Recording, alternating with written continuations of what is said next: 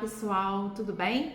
Meu nome é Adriana, eu sou membro da comunidade Aliança Eterna, que é responsável pelo Apostolado Mundial de Fátima aqui no Brasil, e quero convidar você a participar hoje conosco de mais um episódio da Escola de Fátima. A Escola de Fátima é um meio de formação sobre as aparições de Nossa Senhora de Fátima em 1917, e nós da comunidade Aliança Eterna criamos esse canal justamente para levar mais informações a respeito dessas aparições. Estamos com toda uma coletânea de vídeos aqui no canal, desde maio desse ano. Convidamos você a acompanhar toda a trajetória da Escola de Fátima desde o mês de maio. Você encontra os vídeos que estão aqui no nosso canal. Basta você acessar, procurar aqui a Escola de Fátima e você vai ter todo o conteúdo que vai ao ar todo o primeiro sábado do mês, de cada mês, né? Então nós estamos caminhando junto com Nossa Senhora nessa trajetória de formação. Quero convidar você também a curtir o canal, né? Dar um joinha, compartilhar, fazer seus comentários, suas sugestões, porque isso é importante para o YouTube entender que esse conteúdo é relevante e pode chegar a muitas pessoas, tá bom? Vamos iniciar então o nosso conteúdo de hoje, e hoje nós vamos falar sobre a terceira aparição de Nossa Senhora. Vamos rezar? Em nome do Pai, do Filho e do Espírito Santo. Amém.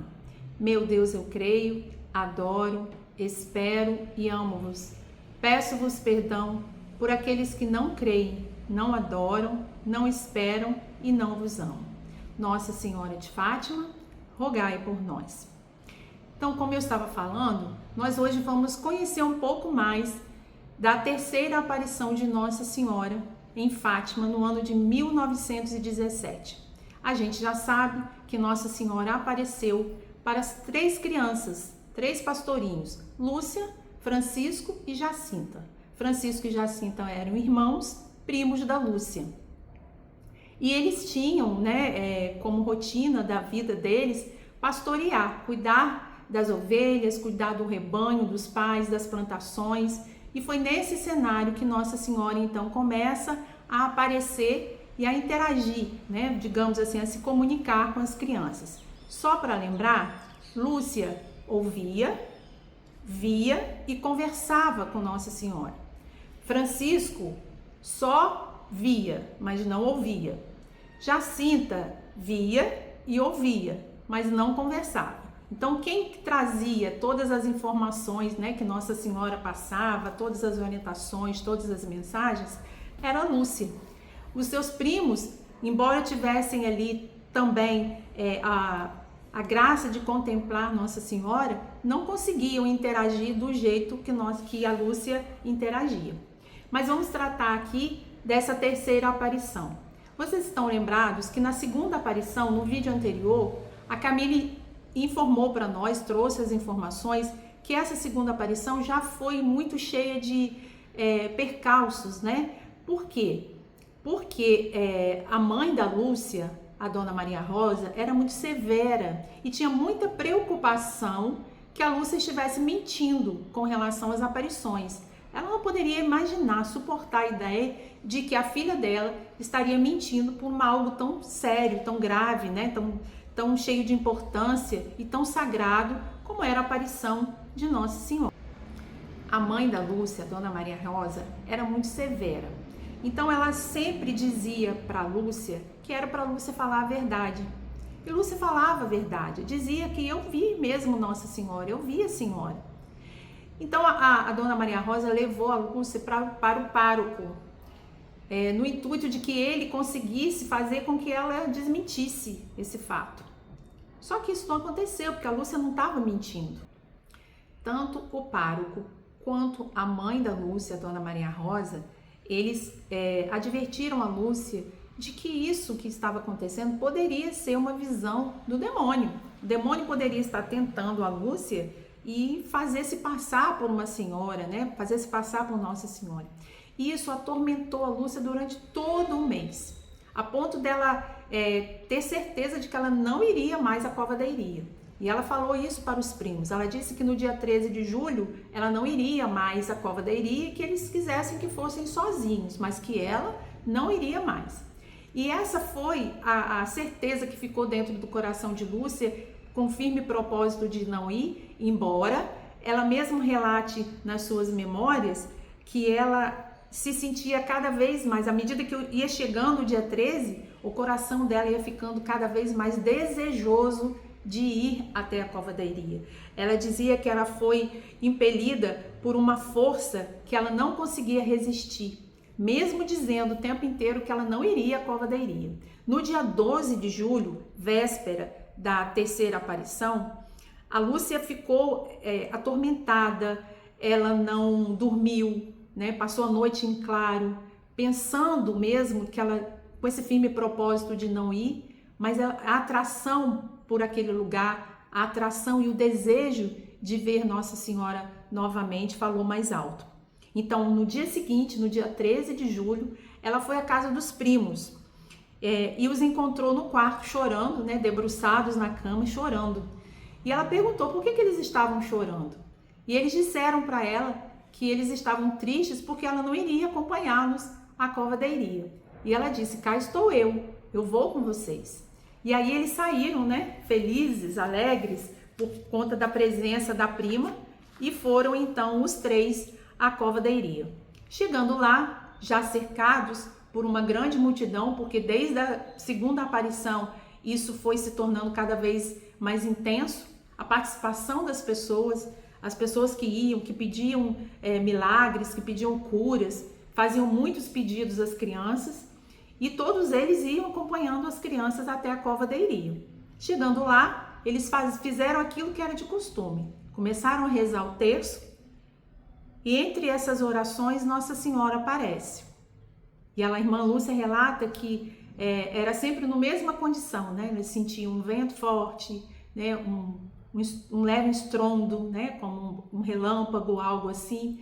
E Nossa Senhora então aparecia.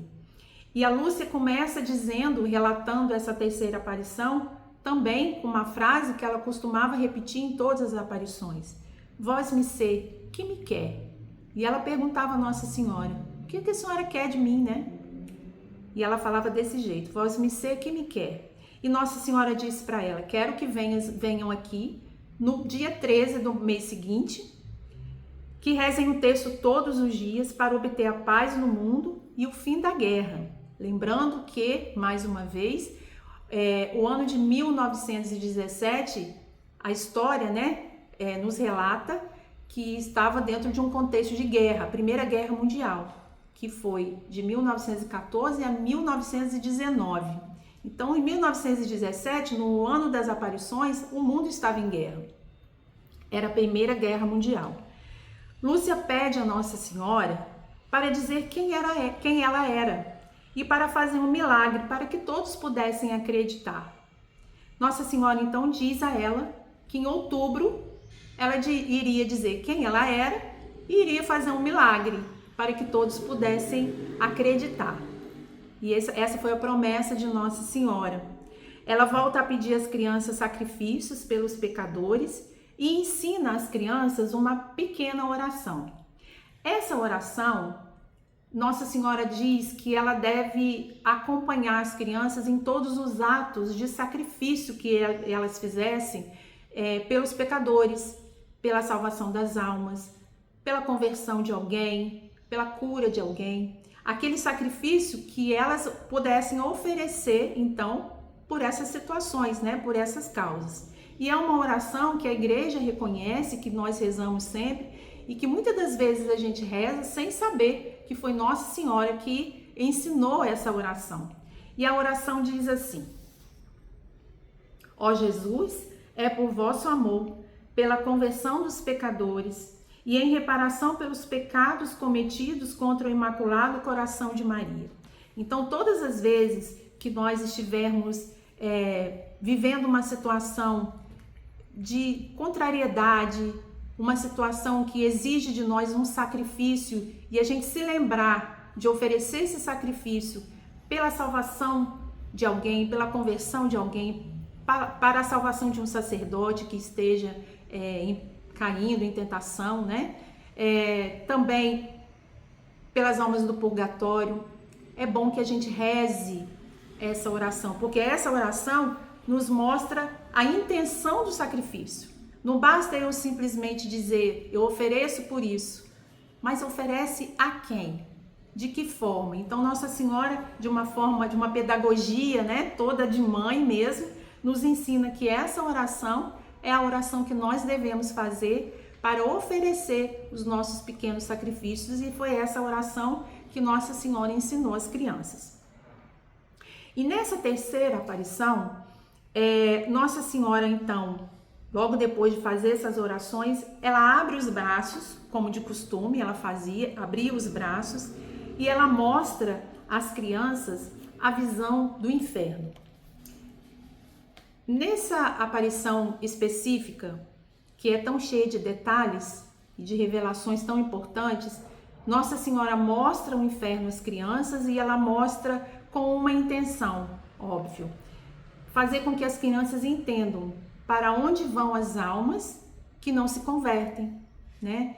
Que não reconhecem a Deus, que não buscam se salvar, se libertar dos pecados.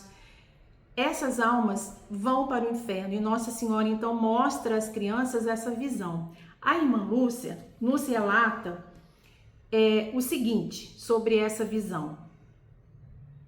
Ao dizer as palavras da oração e abriu as mãos, como nos 2 meses passados, né, onde Nossa Senhora costumava fazer esse gesto, o reflexo pareceu penetrar a terra e vimos como um grande mar de fogo. Mergulhadas a esse fogo, os demônios e as almas, como se fossem brasas transparentes e negras, com formas humanas que flutuavam no incêndio, levadas pelas chamas que delas mesmas saíam, juntamente com nuvens de fumo, caindo para todos os lados, semelhante ao cair das faúlhas em grandes incêndios, as fagulhas, né, no caso, sem o peso nem equilíbrio, entre gritos e gemidos de dor e desespero que horrorizava e fazia estremecer de pavor. E a irmã Lúcia diz que nessa visão, onde ela e os seus primos ficaram horrorizados, ela gemeu. A irmã Lúcia relata que ela mesma gritou, mas ela gritou no sentido de ver a angústia daquelas almas. Então, um grito de pena, né? de ver o sofrimento daquelas almas. E ela sabe disso porque falaram para ela, quem estava ao redor, que ouviram ela gemer, ela gritar, né? Um ai, alguma coisa no sentido de que ela se penalizava com aquele sofrimento daquelas almas. Então essa foi a visão que Nossa Senhora mostrou às crianças, né? Que ficaram horrorizadas de ver para onde vão as almas que estão em pecado. E Nossa Senhora revela isso. Ela diz: vistes o inferno, para onde vão as almas dos pobres pecadores. Para as salvar, Deus quer estabelecer no mundo a devoção a meu imaculado coração. Se fizerem o que eu vos disser, salvar-se-ão muitas almas e terão a paz. A guerra vai acabar, mas se não deixarem de ofender a Deus, no reinado de Pio XI começará outra pior. Vocês já devem ter ouvido falar que Nossa Senhora em Fátima, ela revela às crianças 3 segredos. Este foi o primeiro segredo, onde Nossa Senhora, depois de mostrar o inferno, revela às crianças que a guerra iria acabar e que outra iria começar. Mas existe um detalhe muito importante nessa informação, e eu vou dizer para vocês qual é. Nossa Senhora mostra e fala da seguinte forma: vistes o inferno, para onde vão as almas dos pobres pecadores. Para as salvar, Deus quer estabelecer no mundo a devoção a meu imaculado coração. Se fizerem o que eu vos disser, salvar-se-ão muitas almas e terão paz. A guerra vai acabar, Mas se não deixarem de ofender a Deus, no reinado de Pio XI começará outra pior. Quando virdes uma noite alumiada por uma luz desconhecida, sabeis que é o grande sinal que Deus vos dá de que vai punir o mundo de seus crimes por meio da guerra, da fome e da perseguição à igreja e ao Santo Padre. Então nós vemos aqui um detalhe importante. Nossa Senhora fala para as crianças no primeiro segredo que a guerra vai acabar e que uma outra iria começar caso eles não, a humanidade não fizesse aquilo que ela pediu, que é a devoção ao Imaculado Coração de Maria. E é interessante que o Papa das Aparições, o pontificado que estava acontecendo durante o período das aparições, no ano de 1917, era do Papa Bento XV. O pontificado dele durou de 1914 a 1922. Esse foi o período de pontificado do Bento XV. Então, quem seria o Papa Pio XI que Nossa Senhora falou? Esse Papa ainda era desconhecido. As crianças não sabiam nem quem era o Papa. As crianças não sabiam o que era o Santo Padre, né? Depois o pároco foi informando isso para as crianças. A irmã Lúcia disse que depois ele foi sinalizando, depois das aparições, foi dizendo quem era o Papa, né? Qual era a importância do Papa para a igreja. Mas as crianças não tinham ideia do que era, de quem Nossa Senhora estava falando. Imagina, ela sequer citou o nome de Bento XV, que era o Papa da atualidade, daquele momento. Mas ela fala de um Papa que ninguém conhecia. Acontece que o pontificado de Bento XV vai até o ano de 1922. E aí começa o pontificado do Papa Pio XI, que vai de 1922 a 1939. 1939 foi o ano que começou a Segunda Guerra Mundial. Ou seja, Nossa Senhora faz uma profecia, né? Ela profetiza ali algo que iria acontecer e que as crianças, ninguém sabia. Porque a gente sabe que a eleição de um Papa não é algo conhecido de todo mundo. O Papa só é eleito quando o que está no lugar, né, ocupando esse espaço, ele falece. Então, o Papa que Nossa Senhora relata aqui é o Papa Pio XI, que termina o pontificado no ano que começa a Segunda Guerra Mundial. Então a gente vê assim, que são detalhes, mas que fazem toda a diferença, né? Nossa Senhora sabia o que estava para acontecer. E é importante a gente entender esses relatos, né? Porque isso vai mostrando para a gente a importância das aparições de Nossa Senhora, daquilo que Nossa Senhora fala, para um contexto mundial. Não é só para uma situação pontual, local, específica para as crianças daquele lugar. Em Fátima, Nossa Senhora fala para o mundo. Então tem muito mais além, né, das aparições propriamente ditas e de ensinar as orações como Nossa Senhora ensina. Ela traz mensagens para a humanidade. E é muito importante a gente ter isso em mente. Depois Nossa Senhora fala uma segunda parte desse segredo. Nessa segunda parte, ela pede a devoção ao Imaculado Coração de Maria e a comunhão reparadora nos 5 primeiros sábados do mês. E esse segundo relato aí, desse segundo segredo, Nossa Senhora vai pedir especificamente, ela vai pedir a consagração da Rússia ao Imaculado Coração de Maria. E ela cita realmente a Rússia, né? Ela fala desse país específico, e a gente, obviamente, as crianças não saberiam dizer o porquê disso, não entenderiam jamais, lembrando que essas crianças eram analfabetas, né? Elas não saberiam, nunca saíram dali daquele lugarejo que era Fátima, mas ela fala para impedir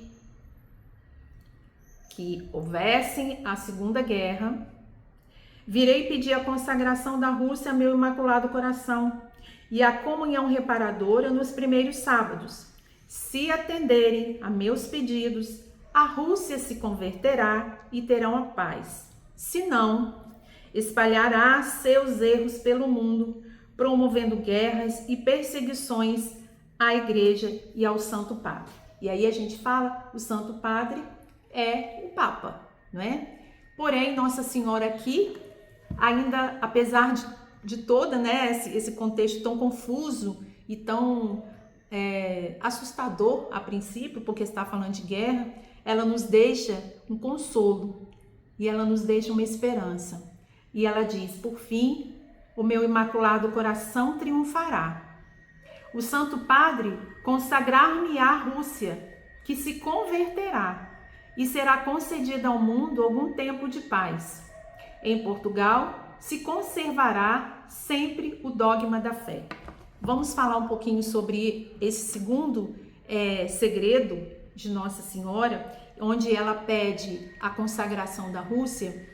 E a Igreja, ao longo do tempo, todos os papas, né, ao longo da história, desde 1917 até especificamente a 2022, eu vou explicar por quê, alguns papas foram tentando, vamos dizer assim, fazer essa consagração. 4 papas fizeram a consagração e foram tentando, né, fazer da forma como Nossa Senhora pediu. O Papa Pio XII, no ano de 1952, o Papa Paulo VI, em 1964, o Papa João Paulo II, em 1984, e o Papa Francisco, em 2022. E por que eu falo que eles foram tentando? Porque nem sempre era possível fazer da forma como Nossa Senhora pedia. Porque a gente está falando de contextos que não são só relacionados à igreja, mas também contextos geopolíticos, né? No ano de 1952, o Papa Pio XII consagrou especificamente a Rússia ao Imaculado Coração de Maria, mas sem a união dos bispos, o que faltava para cumprir totalmente o pedido de Nossa Senhora de Fátima, segundo a irmã Lúcia, porque o pedido de Nossa Senhora consistia nisso, consagrar o mundo e a Rússia ao Imaculado Coração de Maria em comunhão com todos os bispos da igreja do mundo inteiro. O Papa Pio XII fez isso, mas sem essa comunhão, sem essa unidade com os bispos. O Papa Paulo VI, em 1964, consagrou a humanidade no Concílio Vaticano II, abrangendo a Rússia, mas também não com a coordenação total dos bispos. Então faltou ainda essa parte, essa comunhão com os bispos. São João Paulo II, em 1984, fez uma consagração memorável da Rússia, mencionando povos e nações, em comunhão com todos os bispos do mundo, ato confirmado pela irmã Lúcia, como que se cumpriu os requisitos de Nossa Senhora. E o Papa Francisco, todos nós podemos testemunhar isso, né? Assistimos isso no ano de 2022, consagrou explicitamente a Rússia e a Ucrânia ao Imaculado Coração de Maria, em comunhão com todos os bispos do mundo, no contexto da guerra, porque foi exatamente no período onde já estava acontecendo a guerra entre a Rússia e a Ucrânia. Então, o que acontece? Podemos dizer que essa primeira parte, esse pedido de Nossa Senhora, ele aconteceu, né? A Rússia foi consagrada, mas ainda está faltando que se cumpra aquilo que Nossa Senhora falou. A conversão da Rússia, né? O tempo de paz, que cessem as perseguições à igreja e ao Santo Padre, porque a gente acredita que no fim o Imaculado Coração dela triunfará. E quando eu digo que está faltando, não é porque está faltando porque Nossa Senhora não cumpriu, não. É porque muita coisa depende do homem, né? Depende de nós rezarmos, depende da gente fazer os sacrifícios que tem que ser feitos. Então Nossa Senhora pede exatamente isso. E aí tem a terceira parte do segredo, essa um pouco mais detalhada, né? Um pouco mais complexa, onde Nossa Senhora diz, e ela mostra, na verdade, ela não relata, mas ela mostra as crianças, e a irmã Lúcia diz que Nossa Senhora coloca as mãos, uma das mãos no coração e a outra mão ela estende e ela mostra às crianças a seguinte visão. Relatos da irmã Lúcia. Vimos ao lado esquerdo de Nossa Senhora, um pouco mais alto, um anjo com uma espada de fogo em a mão esquerda. Ao cintilar, despendia chamas que pareciam iam incendiar o mundo, mas apagava-se com o contato do brilho que da mão direita expedia Nossa Senhora ao seu encontro. O anjo, apontando com a mão direita para a terra, com voz forte dizia: penitência, penitência, penitência.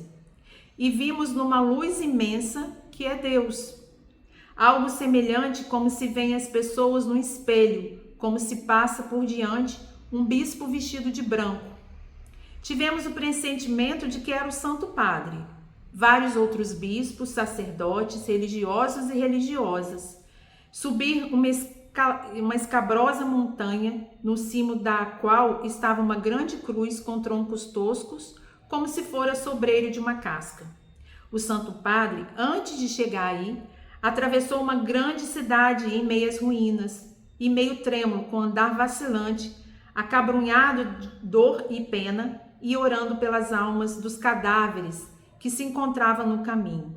Chegando ao cimo do monte, prostrado de joelho aos pés da grande cruz, foi morto por um grupo de soldados que lhe dispararam vários tiros e setas. E assim mesmo foram morrendo uns atrás dos outros bispos, sacerdotes, religiosos e religiosas e várias pessoas seculares, cavalheiros e senhores de várias classes e posições. Sob os dois braços da cruz estavam dois anjos, cada um com um regador de cristal em a mão. Neles recolhiam o sangue dos mártires e lhes regavam as almas que se aproximavam de Deus. E aí a gente vê que essa visão, ela mostra detalhes muito importantes. Ela mostra detalhes muito importantes que são muito estudados pela igreja, né? Pelos padres que acompanham os relatos das aparições de Fátima. E essa aparição, esse terceiro segredo, ele foi mantido mesmo, guardado pela irmã Lúcia até o ano de 1944. Só no ano de 1944, a irmã Lúcia foi orientada pelo bispo de Ourém a revelar esse segredo, a escrever esse segredo. E assim se tornou de conhecimento da igreja, para que todos pudessem estudar, rezar, entender o significado desse segredo que traz tantos detalhes, né? E que podem impactar realmente o mundo. Nossa Senhora pede ainda: quando rezais o terço, dizei sempre depois de cada mistério: ó meu Jesus, perdoai-nos, livrai-nos do fogo do inferno, levai as almas para o céu e socorrei principalmente as que mais precisarem. Então Nossa Senhora mostra os 3 segredos para as crianças. Antes ela mostra o inferno, mostra os 3 segredos para as crianças e ela ensina as crianças a como rezar na hora dos sacrifícios e também nos intervalos de cada mistério do texto. Essa oração que eu falei é uma oração comum que nós já rezamos sempre em cada mistério, não é isso? Então Nossa Senhora ela traz esse segredo, esses 3 segredos. E a irmã Lúcia vai guardando cada um deles. E ela, durante todo o período das aparições, ela falava, né? E as crianças às vezes mencionavam que ela tinha dito 3 segredos, que não podia contar a ninguém. E essas crianças foram pressionadas, muito pressionadas, para que elas relatassem. Que segredo era esse? Mas em nenhum momento elas abriram a boca, em nenhum momento elas falaram desse segredo para ninguém. Nossa Senhora então finaliza essa aparição e sobe para o céu E as crianças começam mais uma vez, né, a viver o grande sacrifício, o grande martírio que era viver, guardar para elas tudo aquilo que Nossa Senhora estava trazendo. A Jacinta ficou muito impactada com a visão do inferno. E ela dizia: não vai acabar? O inferno não acaba nunca? E a Lúcia dizia para ela: não acaba. A Jacinta rezava muito pelo Papa, pelo Santo Padre, o Francisco também, todos os três, né? Mas a Francisca e a Jacinta, eles tinham características muito específicas. O Francisco foi ficando, depois das aparições, e a cada aparição, ele foi ficando mais introspectivo, ele foi ficando mais contemplativo, ele foi ficando mais piedoso. Essas crianças começaram, a partir daí, a buscar formas de se sacrificar para oferecer a Deus pela salvação das almas. A Jacinta tinha uma preocupação imensa com as almas que se perdiam. Então ela se sacrificava o tempo inteiro para a salvação das almas. E assim essas crianças foram passando dias e mais dias, né, vivendo essa experiência do céu com as mensagens de Nossa Senhora, com a presença de Nossa Senhora na vida delas, e também cada vez mais impactadas com aquilo que Nossa Senhora trazia para elas, que era o desejo de salvação. E elas sentiam essa responsabilidade: eu preciso fazer alguma coisa para salvar as almas, eu preciso fazer alguma coisa para proteger e salvar o Santo Padre, a igreja, os sacerdotes. E essas crianças então foram se dedicando a isso. Dessa forma, nós vamos finalizando então essa terceira aparição, trazendo para vocês ainda um pequeno relato de que durante todo o mês de julho as crianças foram vivendo, né, essas realidades de pessoas se aglomerando ao redor delas, pedindo orações, pedindo milagre, pressionando para que elas falassem o segredo. E no dia 10 de agosto, essas crianças foram levadas para o pároco novamente. A Lúcia foi levada para o pároco novamente por sua mãe, para que ele pressionasse ela, para que ela contasse esse segredo. E ela não contou. Era interessante porque enquanto a Lúcia era questionada, interrogada, não só pelo pároco, como também pelo administrador, que chegou a levá-la também nesse período sozinha, para tentar pressionar para ela falar a verdade, dizer que era mentira, contar os segredos. Os dois ficavam em casa rezando, o Francisco e a Jacinta rezavam para que a Lúcia não cedesse e para que ela fosse firme em não revelar aquilo que Nossa Senhora tinha falado. E a Lúcia foi firme até o fim, né? Essas crianças então obedeceram a Nossa Senhora. Então, finalizando esse vídeo dessa terceira aparição de Nossa Senhora, vamos pedir a ela também que nos ajude, né, na fidelidade. Mais uma vez, pedir a vocês para curtirem o vídeo, para comentar, para compartilhar, e assim nós vamos levando a mensagem de Fátima a tantas pessoas, tá bom? Muito obrigada pela participação de vocês. Nossa Senhora de Fátima, rogai por nós.